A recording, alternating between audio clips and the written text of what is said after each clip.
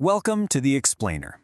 Today, we're diving deep into the origins of one of the world's oldest and most continuous knowledge systems, the Bharatiya Knowledge System.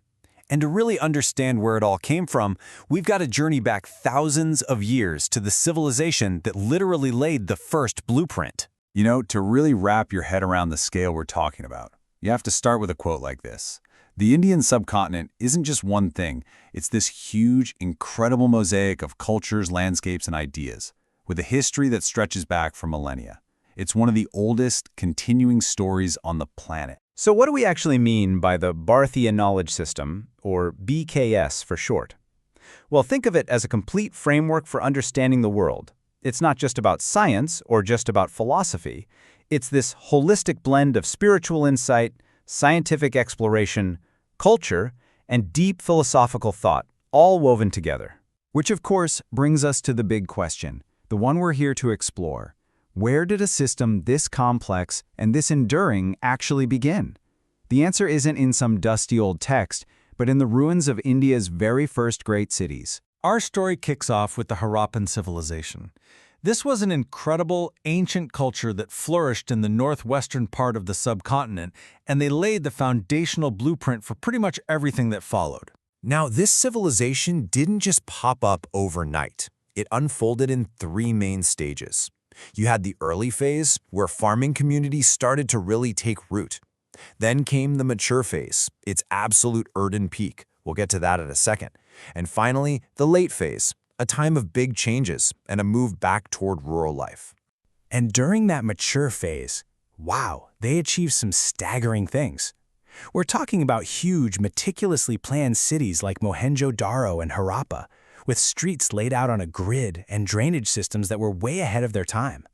They even had standardized weights and measures, which tells you this was a highly organized society that traded far and wide, with places as distant as Mesopotamia. So when you see this level of sophistication, it just raises a massive question, right? Where did it all come from? For a very long time, the origins of the Harappans were a genuine mystery. For decades, there was this big debate. Were these ideas imported from the West? Did they just kind of drift in? But then, recent evidence from a site called Mehergar gave us a stunning answer. This civilization wasn't an import at all. It grew organically, right there from local cultures that had been developing for thousands of years. It was a true native innovation. Okay, so if the civilization itself was homegrown, what about their ideas? Let's dive into their worldview, how these ancient people understood their place in the universe, starting with their really unique concept of time. This is where it gets really interesting. Ancient Indian thought didn't just have one concept of time, it had two running side by side. You had linear time, the kind we're all familiar with, a straight line of kings and empires rising and falling. But then you had cyclic time, this massive cosmological view where the entire universe moves through these huge repeating ages of growth and decay. And this idea of a cosmic cycle is brilliantly illustrated by the four yugas. It's symbolized by the bull of Dharma, which stands for truth and righteousness. In the first golden age, the bull stands strong on all four legs, but with each passing age, it loses a leg, symbolizing a slow decay of morality and order, until we get to the final age where it's just teetering on one.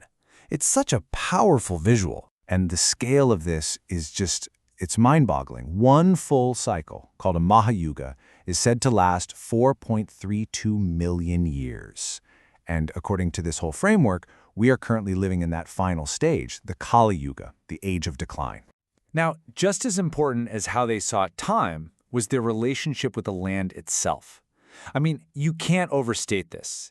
The very geography of the subcontinent was this powerful force that shaped their destiny. So you look at the massive Himalayas and you think, impenetrable barrier, right? But actually, the opposite was true. Mountain passes like the Khyber and the Bolin weren't walls. They were channels, funneling trade, ideas, and people back and forth with Central Asia for centuries. Then, just south of those mountains, you have the huge Indo-Gangetic Plain. This whole area, formed by rich silt from the great rivers, was incredibly fertile. It became the agricultural heartland, the perfect cradle for nurturing massive populations and building great civilizations. And then you've got peninsular India. This is the ancient geological core of the subcontinent. It was once part of the supercontinent Gondwana land. And with all that coastline, it became a booming hub for sea trade, connecting India to the Roman Empire, Southeast Asia, and far beyond. So, you've got this one-of-a-kind worldview and this incredibly diverse geography. The next question is, how was society actually organized? Let's take a look at the social framework that started to take shape. A really foundational concept was the Varna system. Think of it as a theoretical model that organized society based on its main functions. You had the Brahmins, who were the priests and scholars, the Kshatriyas, the warriors and rulers, the Vaishyas, who were the merchants and farmers, and finally the Shudras, the laborers and service providers. But, and this is a really important but, this was the ideal, the theoretical blueprint. The real on-the-ground social fabric was woven from thousands of smaller communities called jatis, which were based on specific jobs and family lines. This super intricate system of jatis was the practical reality of how people lived and identified themselves, all happening within that broader Varna framework. All right, so after this whole journey through ancient cities, cosmic time, and complex social structures, we finally arrive at the lasting impact, the enduring legacy of the Bharatiya Knowledge System. In the end, its enduring legacy is this powerful confluence, this meeting point of spirituality, science, and culture. It's a completely holistic way of looking at the world that didn't just shape a subcontinent, but it has absolutely left a lasting mark on global thought. And that leaves us with one final thought to chew on. In our modern world, where we're so obsessed with constant, linear progress, what could we learn from a worldview that sees time not as a straight line, but as an endless cycle of creation, decay, and renewal? How might that change the way we live our lives today?